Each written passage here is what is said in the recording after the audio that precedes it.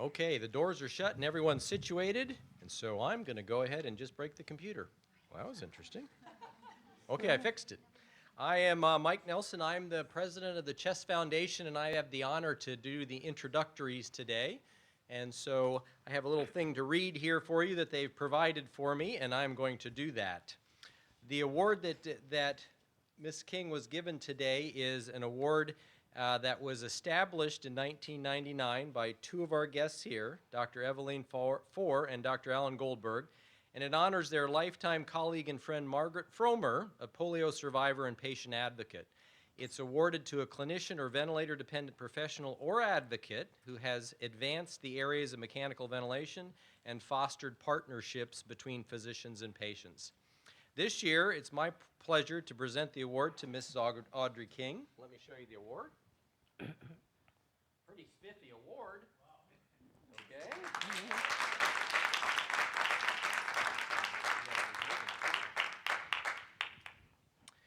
Audrey King, disabled by polio in 1952, has been a lifelong advocate for community living with patients with home mechanical ventilation. Decades of lived experience with iron lungs, cuirass ventilators, tracheostomies, and mask ventilation, melded with her career as a healthcare professional, has informed her personal wisdom and strategies for creating effective partnerships between patients and healthcare providers. As an internationally recognized speaker, writer, and advocate, she regularly supports ventilator patients and families, consults with healthcare professionals, and influences agencies and governments on program and policy issues that affect the lives of community living ventilator users.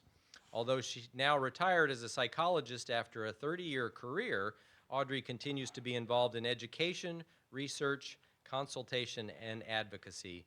Mrs. King will now present her lecture, When Air Becomes Breath and a Life Worth Living. Please welcome Ms. King. Thank you. Thank you very much. As a ventilator user and a retired psychologist, I'm very honored to receive this award.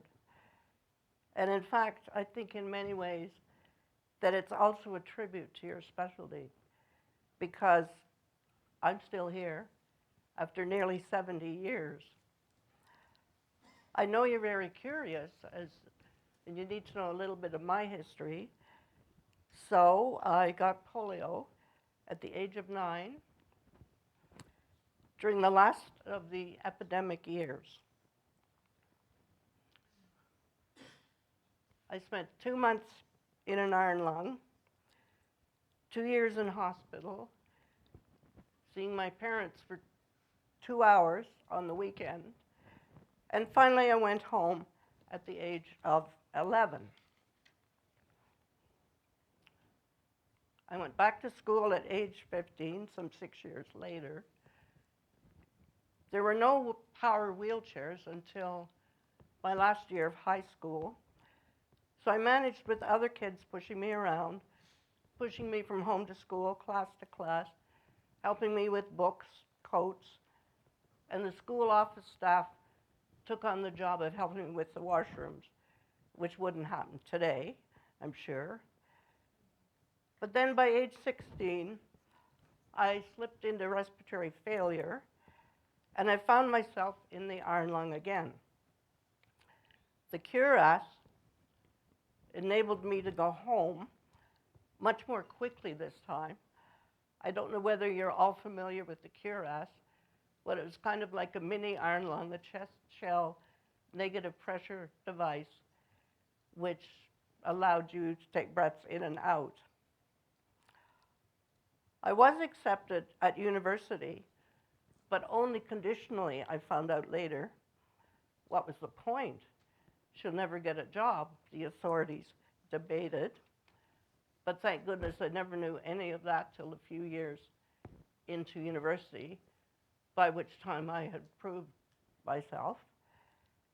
So I graduated, and then I was employed as a psychologist at a major children's rehabilitation center in Toronto. My responsibilities included assessment, planning, counseling for children with all kinds of disabilities, like cerebral palsy, spina bifida, head injuries, and so on. After 30 years of full-time employment, I retired to care for and coordinate the care of my aging mother, who lived with me and had dementia.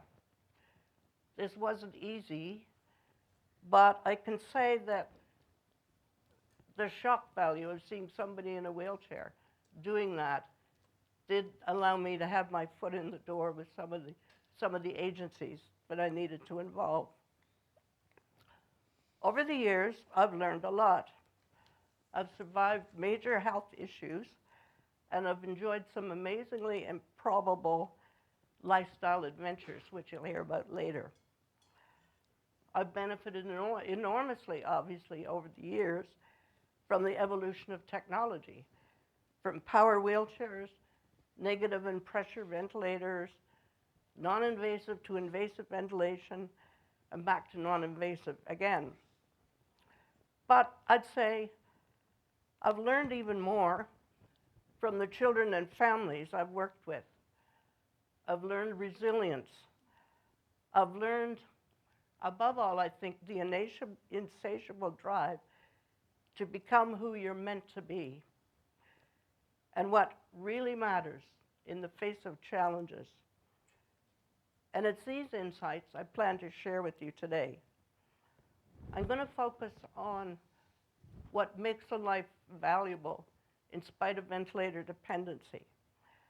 And I'm not going to talk about the acutely ill ventilated patient, because that is an area that you know so well from the areas in which you work.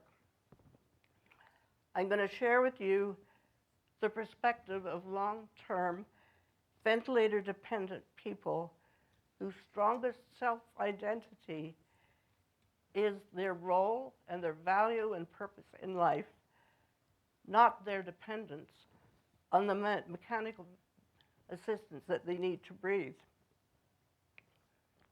This drive to be who you're meant to be plays out in many different ways, depending on where you're at in the journey of life and development. It can often override attention to necessary health issues. And I'm sure you've seen this in some of the patients you're involved with. I'm going to talk about some examples. I'm thinking of an embarrassed teenager who was discharged from a hospital with a cuirass following near-fatal hypercapnia. This teenager hated the cuirass with a passion. She feared the neighbors would find out. Her friends would discover her shameful, dark secret. She refused to take it home at first, resulting in readmission, a label of non-compliance, and being a difficult person, but then ultimately having to give in to using it. She was doing so well that after a few years, she never really believed it was needed. But then several years later, on a family vacation, the motor failed. And by the time the family came home, 2 days later, the truth was obvious. So there, during the teen years, identity and body image trumped breathing. Self-identity and what people think of you is huge during the teenage years. I'm thinking here of a 28-year-old mother with spinal muscular atrophy who was happily married and got pregnant, wanted to be pregnant with her child, really looking forward to being a mother. She had a very precarious pregnancy and nearly didn't make it due to respiratory failure. In this case, the drive of a young woman to become a mother can surpass awareness or worry about personal body functions.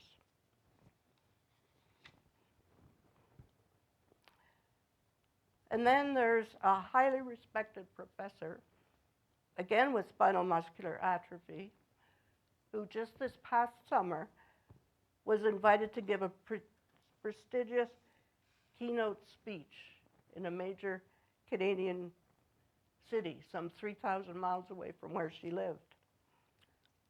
Unbeknownst to those who invited her, she now had a G2. She was no longer able to drive her chair, and she was able to speak only a few short sentences before drawing another breath with her much needed mouth ventilation support. In this case, the insatiable drive of a mere mid-career person to deliver resulted in a pre-recorded video speech followed by a live coming in by Skype for questions and answers. Her delivery was smooth, thought-provoking, and of the quality expected. What the audience didn't know was that thanks to technology, her career ambition, and ingenuity, the speech had been pre-recorded in nearly 30 different segments that were absolutely seamlessly stitched together. She spoke for a while, then she took a breath, and then she carried on.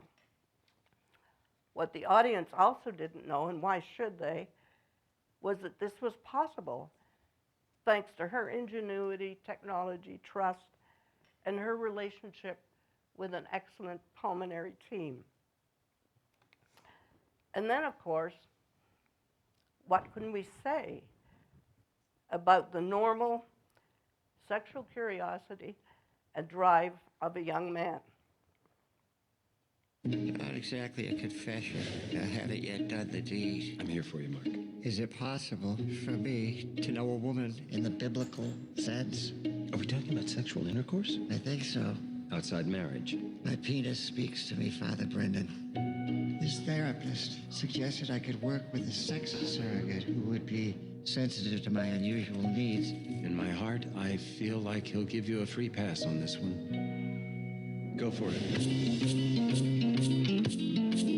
Yeah, maybe. Yes, it's good. Hi, Mark O'Brien. Your money's on the desk over there. Yes, it is. That was the wrong way to start off. It really was. Shall we start again? Please, you start. I'm not a prostitute. You don't have to pay me up front. And there's a limit to the number of sessions we can have. The limit is 6. Shall we get undressed? Sure. First session, he was extremely nervous. Let's forget about it. Mark, do you want to see this woman or not? No. Oh, it's too late. What floor? 18th floor. What kind of therapist is she? She's a sex therapist. Today they're working on simultaneous orgasm. What's that? You're going to start to listen to signals from your body.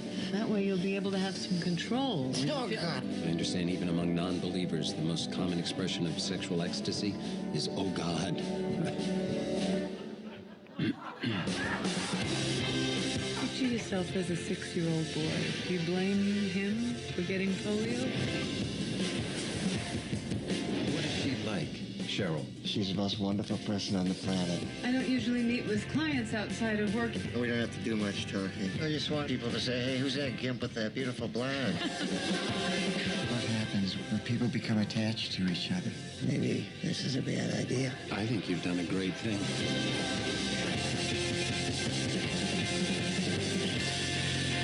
He adores me, and I can get pretty kinky. Am I sharing too much, Father? Go on.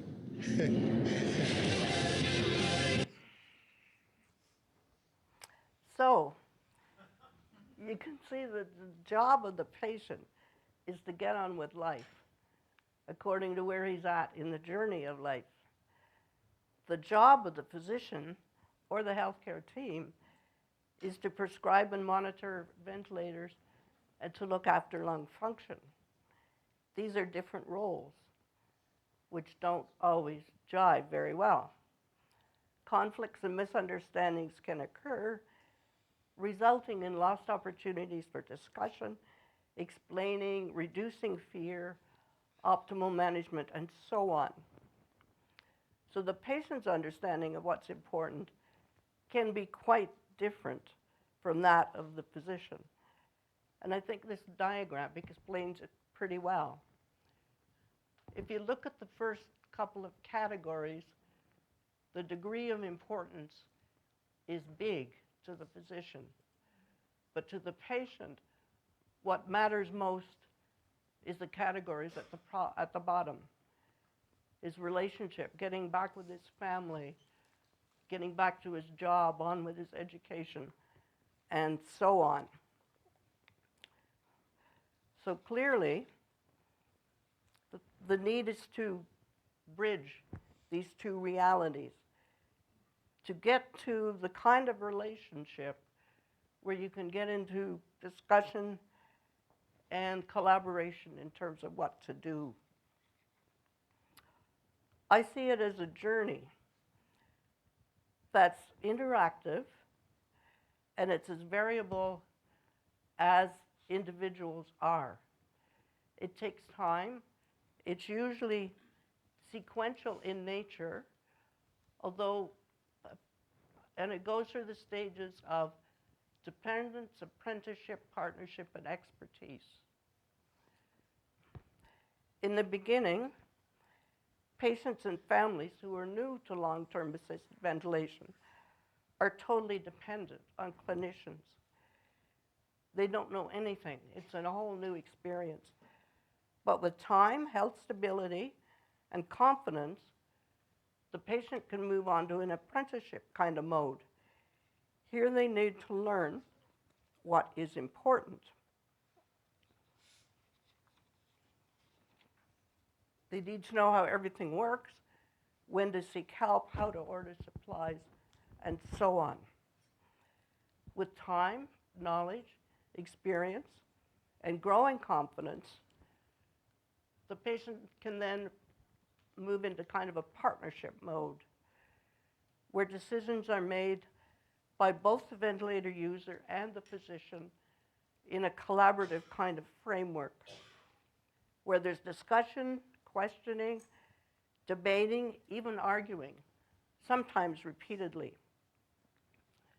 The expertise phase is reached when years of living with mechanical ventilation equips the user with enough knowledge and experience to seek other options, to convince medical folk to listen, to believe, to discuss and respect the knowledge of the patient in terms of him or her own body. And that's not always easy. For example,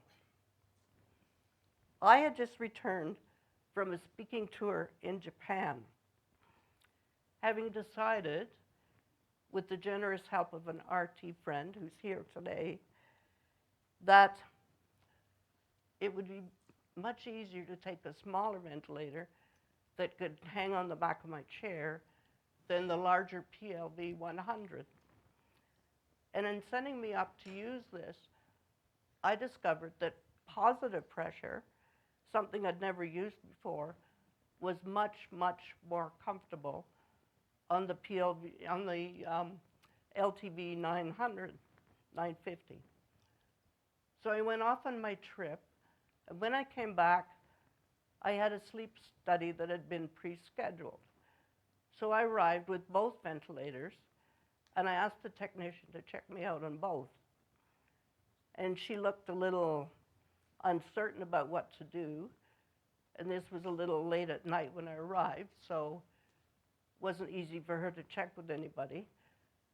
So I said to her something like, well, you've always said that you can figure out how a person is sleeping by only a few hours sleep. So I have the whole night ahead of me, and surely there's time to check me out on both. So she did, and both measured just as well. So I was able to switch. So that was an example of,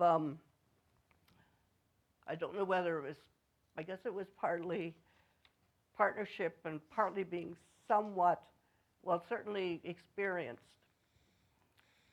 A more life-threatening example happened about 20 years ago now, when a serious bout with pneumonia followed by a complicated cholecystectomy necessitated invasive ventilation via a tracheostomy. After 18 months or so, I wanted the trach closed. I was now back home, and I was living with the consequences of being on a ventilator, although I've never really understood what being on a ventilator is like. I mean, are you sitting on it, standing on it, lying on it, leaning on it?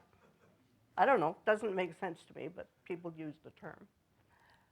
I knew I could have lived with that tube in my throat. Breathing was actually easier, but the home care support it necessitated was no fun at all. Lots of policies and regulations, not being able to get service when you needed it, and so on. So I wanted to go back to my previous mode if it was at all possible. So on my own initiative, I was corking the tracheostomy, and I was sleeping again with the nasal mask. It seemed to me that I could return to non-invasive ventilation, but I needed to know for sure, and I wanted to have the support of the experts behind me. But people said, physicians said, well, why? You'll only need it again. We can get your airway much quicker if you need it. So it was unnerving to kind of get no support, but I stuck to my guns. I was persistent, and I finally reached my trach-free goal, and that was 20 years ago now, and I haven't had a problem since. So I think that's an example of having kind of reached the expertise phase when the patient themselves knows enough to question, to ask, to keep on going with what they understand from living in the world, in the community, and the problems that there could be. When I was a child and a young adult, I honestly believed that doctors were God. I thought they were all powerful, to be honored and respected, never contradicted or questioned. And I felt confident and secure in this knowledge. My body, my breathing were the business of doctors, not mine. I had other things to do. I had to get on with my life. But as a teenager, I began to question, did I really need the cuirass? But now you've probably guessed that that was me, right? Yeah, I was that troubled teenager. So when I was a young adult, I came to Toronto, often considered the mecca of medical expertise, at least in Canada, and I decided to ask the question. The answer was shocking. I had quite a degree of scoliosis by then, and I was told not only did I indisputably need it, if I didn't get it, I would be dead in 3 years. But I was told, you probably won't survive the surgery. But if you do survive the surgery, you'll have a tracheostomy and you'll be permanently on a ventilator. But then the doctor went on, but even if you survive all these possibilities, you're going to be dead in 10 years anyway. 10 years at the most. Now that was about 50 years ago, so as you can see, I'm way past my best before due date, right? Still going. So what was my choice? I opted for the surgery. I woke in a panic. I couldn't speak. I pulled out the tube. Alarm bells went everywhere. Nobody had told me what to expect. I didn't know what this intubation was.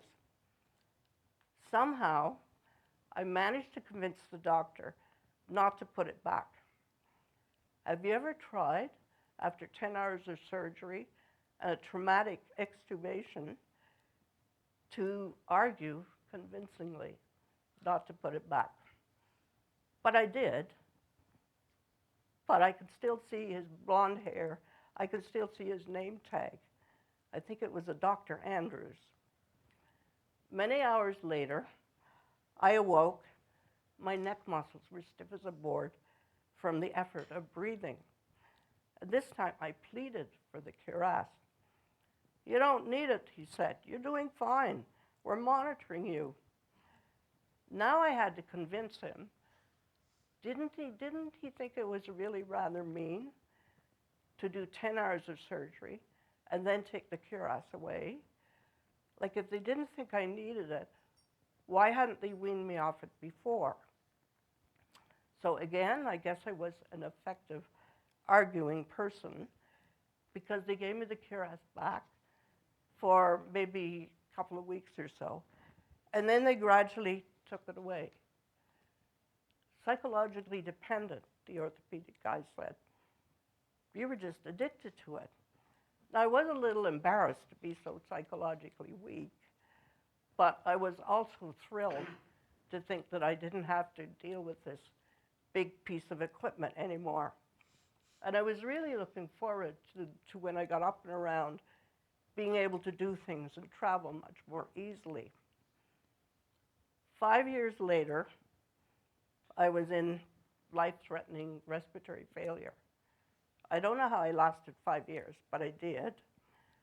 As I remember, I think my PaO2 levels were in the 50s and my PaCO2 was up in the 70s. The very same pulmonologist met me in Emerge or wherever it was and said to me, "What the hell were you thinking of? Why did you think you didn't need that?" And I just kind of sat there and I thought, blame the victim? I think that's what it's called. And it was at that point that I realized that if I wanted to survive, I needed to move beyond being dependent. I needed to ask questions. I needed to learn about breathing. I needed to learn about my lung function, my particular needs, and so on. And so I started the next stage into apprenticeship, into learning. Of course, the solution at that time was the cuirass again. But I didn't welcome it as a bed partner. For one thing, it didn't fit. Nobody knew about these things anymore. And even with padding and stuff like that, it still didn't fit. And it wasn't easy at all. I consulted with a lot of orthotists. I even mail-ordered one from the United States, and that didn't fit either. I felt like the very last polio responaut in the world. But I knew I couldn't possibly be the last, so I just kept on searching. And then I came across a conference that was happening in the States. It was in 1981. It was called Whatever Happened to the Polio Patient. And this is where I met Dr. Goldberg. It was, let me see.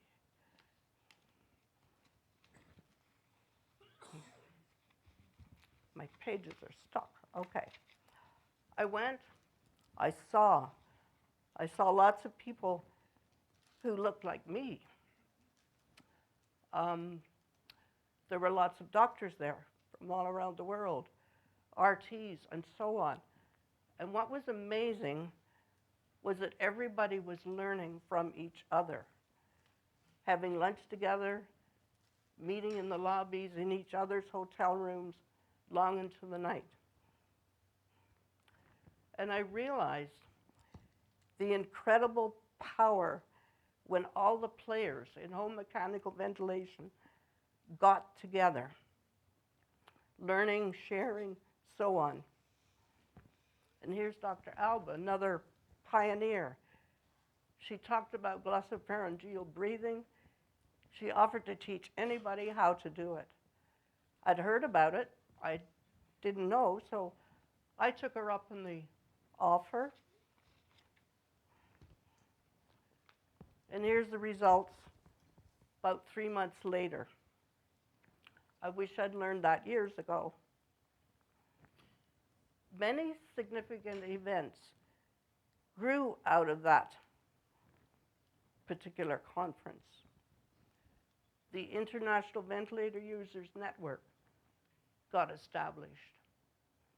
And they put out a regular newsletter, which is a copy there.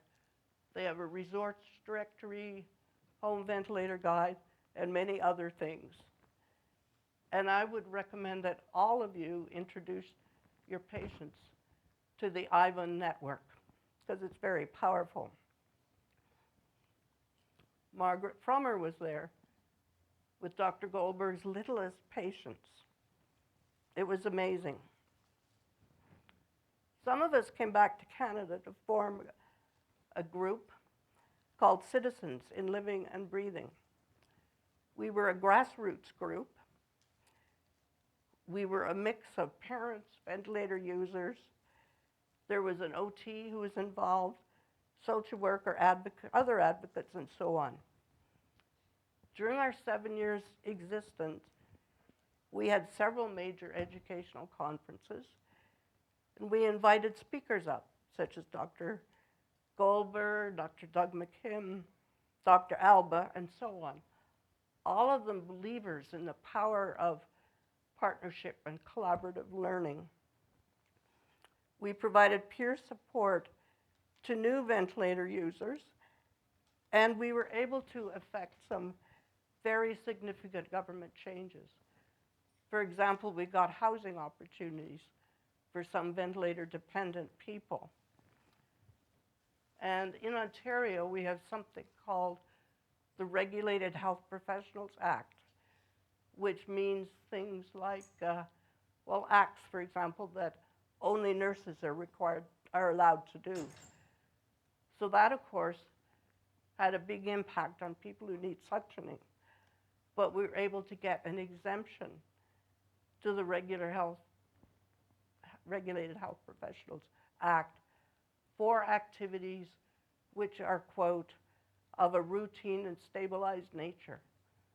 So, for example, if somebody needs suctioning every day, then a worker can be exempted from that. So that was a big breakthrough as well.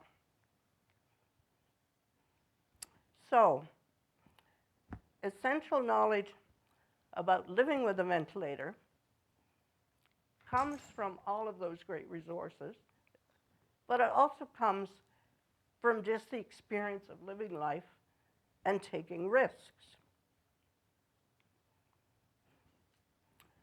So, with my career established, with some money in the bank, with my ventilator needs sorted out, I decided it was time to go traveling. I was raised as an Army kid, so traveling was in my childhood. I wanted to do it again. The first trip was Barbados. But I discovered the very first night that cycle matters when it comes to electricity. So the ventilator started and stopped all night long. What was I going to do? Was I doomed to come home? But fortunately, my father had a retired Army friend who lived in Barbados and ran an illicit rum-making operation. So he let me borrow his generator for the week, and he went dry, and I was able to stay. So I learned electricity is more than watts and volts. The next trip was to England, canal boating on the Grand Union Canal. I'd taken all the necessary converters, transformers, adapters. I knew cycle was important. I thought I was well prepared, and I was very excited about it. My friend in England rented a generator, which you can see under the red umbrella in the back, because it rains in England. And from the generator, there was a cable that went along the side and through the window into where I was sleeping. You can see the white square box was the old Monaghan ventilator. So I arrived in Gatwick safely, but I discovered my ventilator was on its way to Switzerland. Now, I had met Dr. Jeffrey Spencer at this 1981 conference, and he lent me a British version of the same ventilator. So that holiday was saved. And from then on, I insisted my ventilator stay with me in the airline cabin where I was. And as ventilators got smaller and smaller, of course, it became easier and easier to insist on this. So my ambition was getting bigger and bigger, and I had an opportunity to spend a week on a 100-year-old schooner in Amsterdam. Now, this boat went out into the North Sea, and they call it falling dry, which means the tide goes out, the boat settles on the bottom, and you're in the middle of nowhere. You're on the bottom of the sea, literally. And they would take you over the side, and you could walk around. Felt a bit like a moonscape. It was amazing. So I had written many letters checking on electricity, making sure I was going to be okay. I arrived to discover, yes, there's electricity, but it's only during the day. Because at night, they're generating more electricity with their generator. So what was I going to do? Anyway, the crew figured out, again, how to get a cable all the way through from the generator so I could breathe at night. So that trip was saved. Again. So that's my story in a nutshell. In getting my talk together today, I spoke to 5 or 6 other long-term ventilator users, and I asked them to share with me what they would like me to share with you in terms of what they think is really important that would make a real difference in the care and help you provide for them. It was very interesting because without exception, they all wanted me to share with you what they're doing with their lives, their value and their purpose. And what also surprised me, they wanted to be identified. I was going to give them all phony names, but no, they wanted you to know that they are real people. So there's Adolf Ratzke in Sweden. He had polio when he was 12. He has done many, many things with his life, but he's mostly known for the Swedish Personal Assistance Act of 1994, which has saved the Swedish government over 13 billion euros as a viable alternative to transitional institutionalization and home help services. In other words, this is a program where the government gives the money directly to people with disabilities to hire the help that they need. Adolf says, I wouldn't call it wisdom, but most of us who've been living with equipment to compensate for underventilation become experts after a while in our own needs. We know what we want to do with our lives. All we need is the medical and technical expertise we might not possess ourselves for making the right adjustments to our lifestyle, for having the best equipment to support the lifestyles we aspire to. If I hadn't had the technical interest of friends and assistants, I might not have lived this long. With these adaptations for better quality of life, our group does need more help. Adolf and I first met again at that groundbreaking conference, but we've spoken together since at conferences in St. Louis, Munich, Germany, and most recently in Japan as the guests of the Japanese Ventilator Users Network.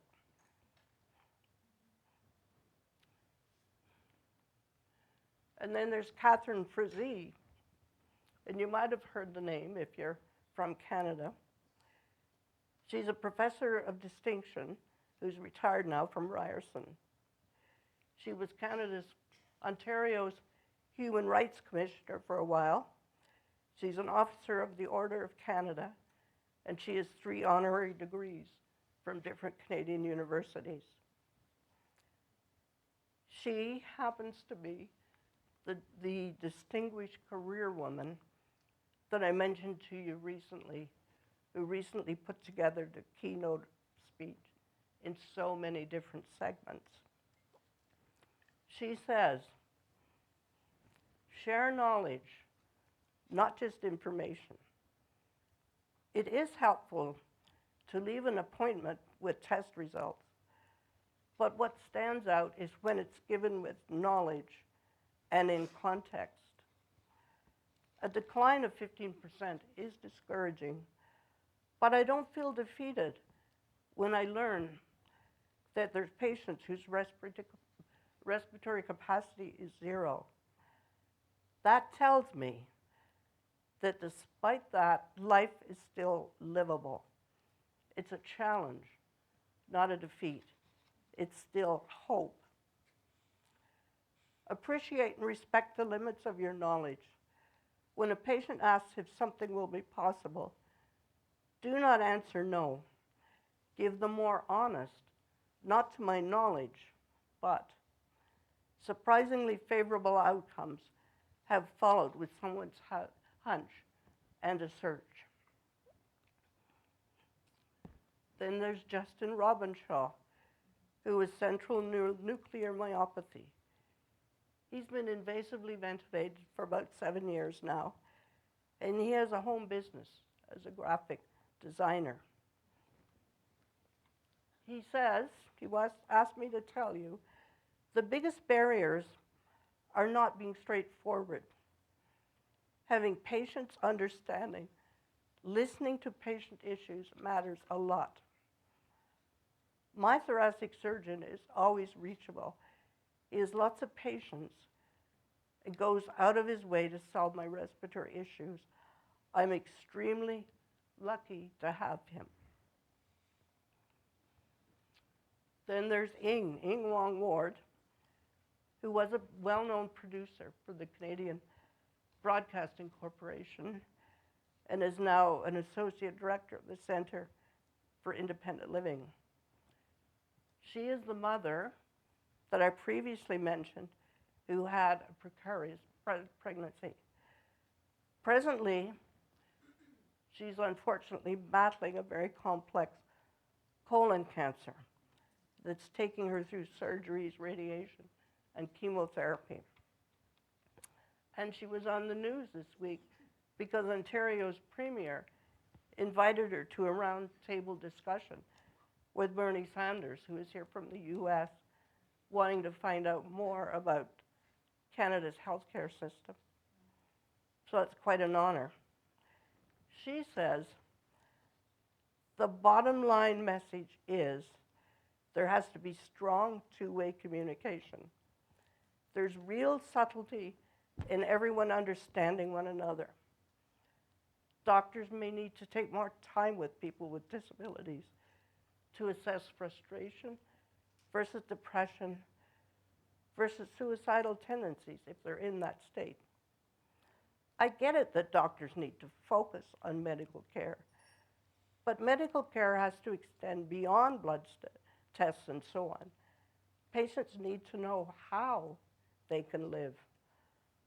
Often, their first point of contact to a new way of life is the doctor.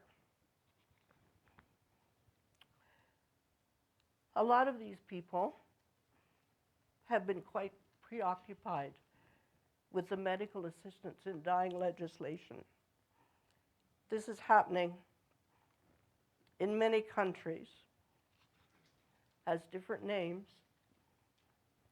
Some long-term ventilator users, like Catherine Frazee and Baroness Jane Campbell of Surbiton, who's a life peer and crossbencher, in Britain's House of Lords and in the British Parliament are very concerned, and they're involved at the highest government levels. They feel a great responsibility. Here, the Baroness is talking in the House of Lords. Oops, let me go back. Nope.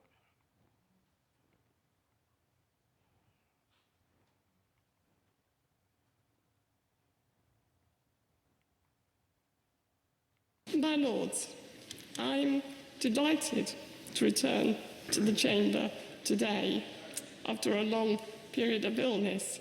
I'm even more delighted that I'm accompanied by my assistant, a new, stronger voice who will enable me to continue contributing to debates in your lordship's house. And I want to thank your lordships for your understanding and for agreeing to this new and unique arrangement. This, my lords, is equality in action.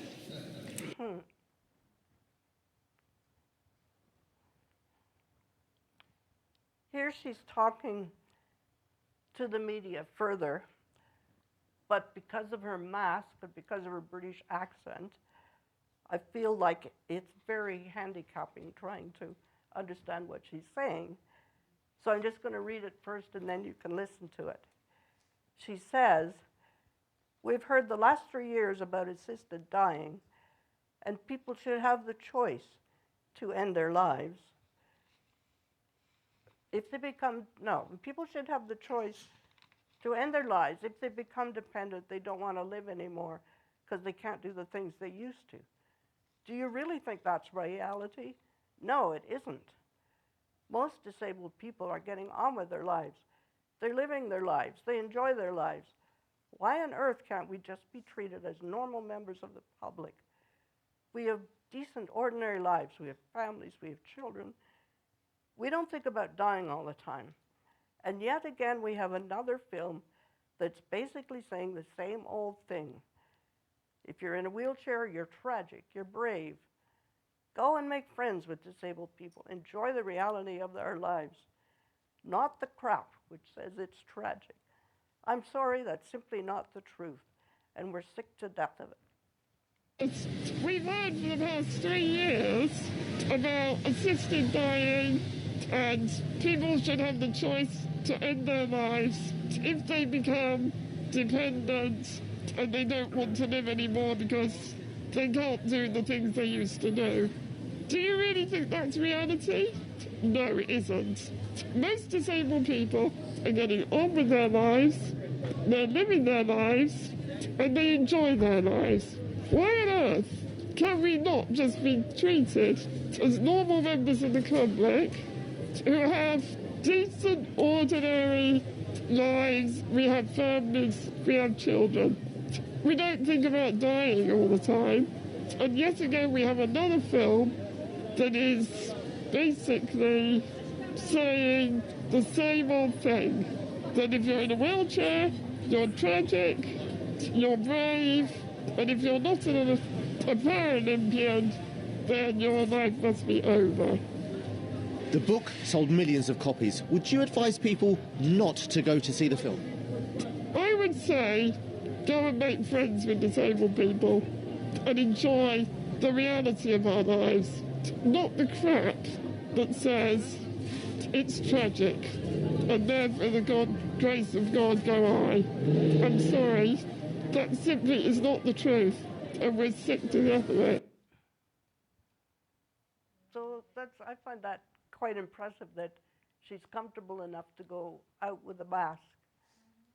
And there's another woman in San Francisco called Alice Wong who does the same thing, and her project is called Disability Visibility. You could look that up. But I think it's really great that many young people now, they have no hang-ups, going out looking like Darth Vader or whatever you want to call it. But people are concerned about the slippery slope they see in assisted dying. And I think this comment from an Australian newspaper sums up the reasons very well. The writer says it is a solution for the terminally ill, but it puts at risk vulnerable people. These would be people who have the capacity to understand that the drugs will kill them, but whose judgment is impaired by depression, like comes during severe illness, or mood disorders.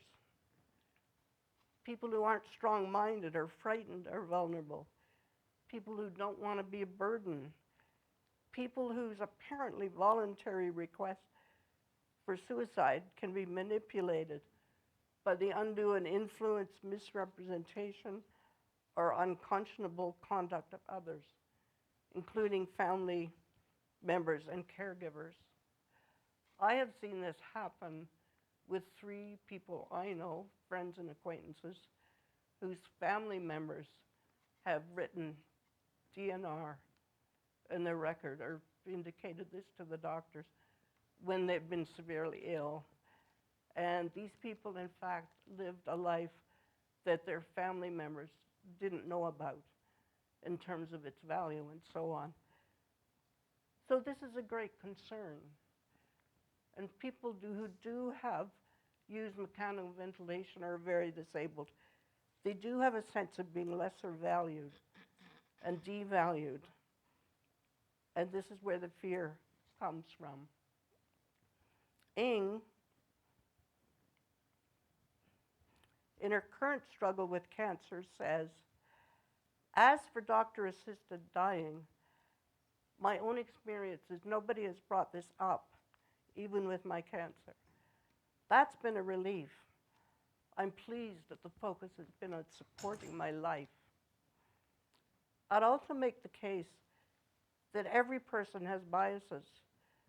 Some doctors and healthcare providers have friends or family or patients who are disabled, and they see them thriving. Others don't know anyone with disability living outside the medical realm. So their perceptions will, of course, be shaped by stereotypes or even medical training about disability. But we who are disabled know these stereotypes about our quality of life. That's why we fear the broader implications of medical assistance in dying. And it's this fear that has driven some ventilator users to become involved at the highest government levels in reacting against medically assisted suicide in groups such as Not Dead Yet. They see ventilator users as potential targets, especially during a resource cost cutting, during times of illness and vulnerability. Personally,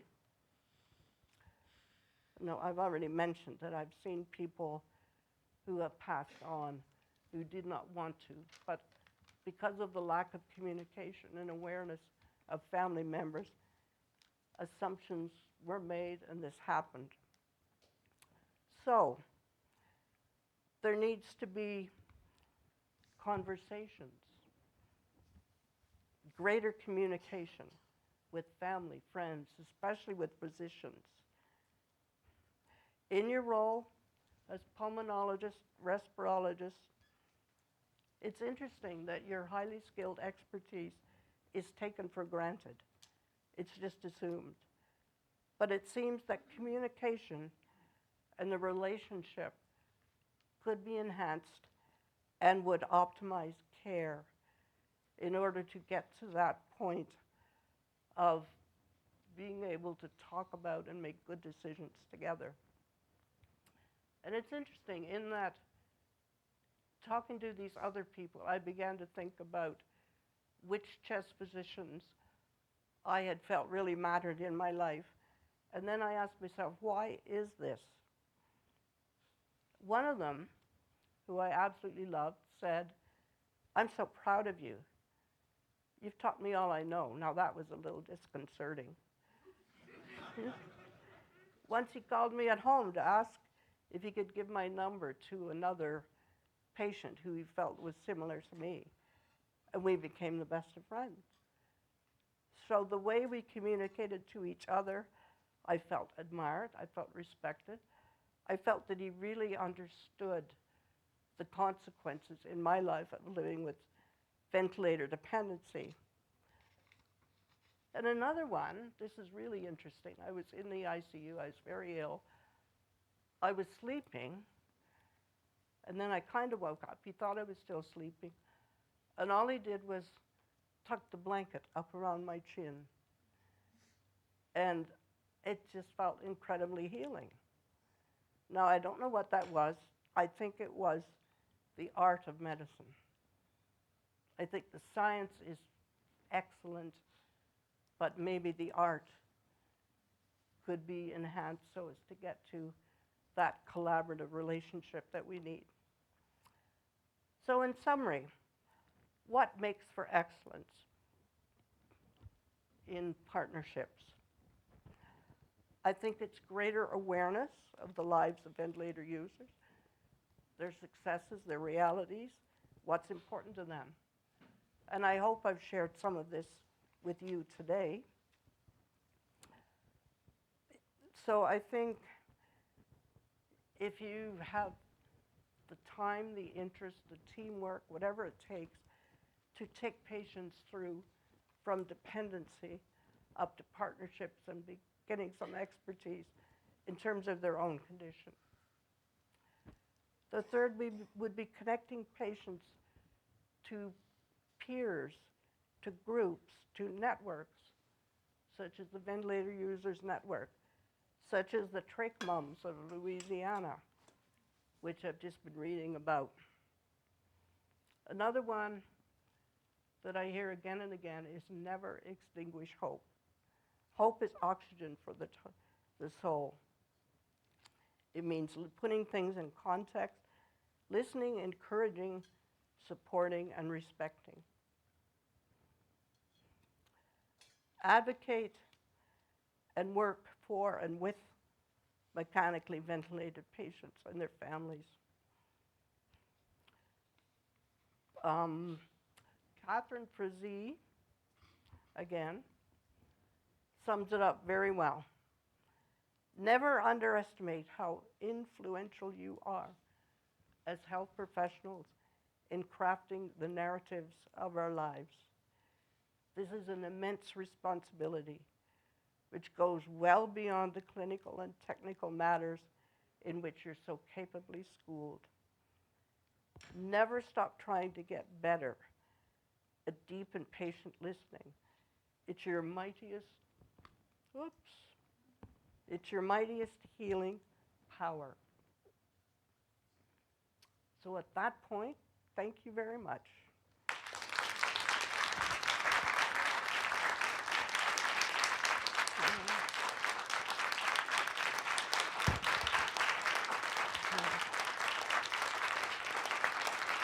Would you like to take questions if they have some? Yes. Okay. I think I've left a little time if you have any questions. Or Questions, anyone?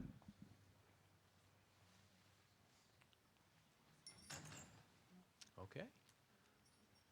Well, again, Dr. King, thank you very much. Ms. King, thank you very much. Thank you. We appreciate it. Thank you. Oh, we do have a question. I'm sorry.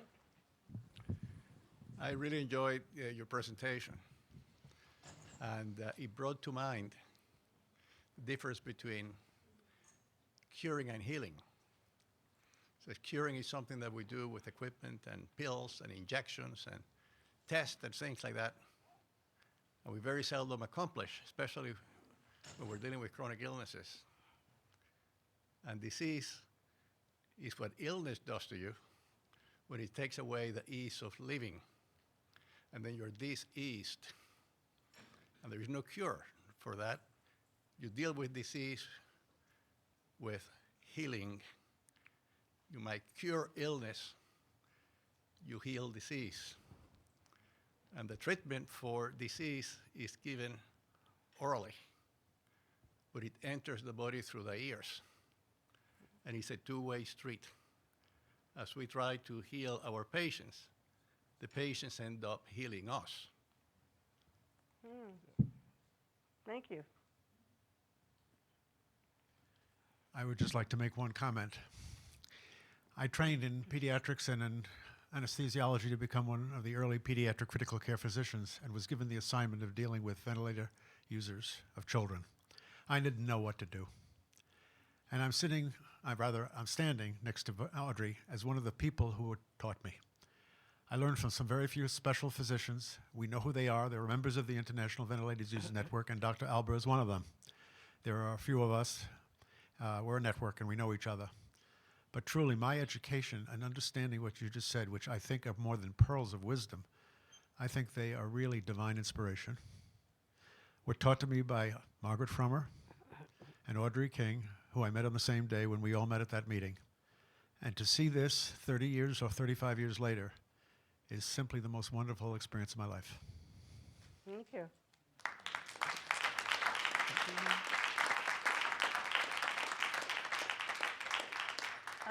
I often think of a quote by Hippocrates. He said, "It's better to know the patient that has the disease than it is to know the disease that the patient has."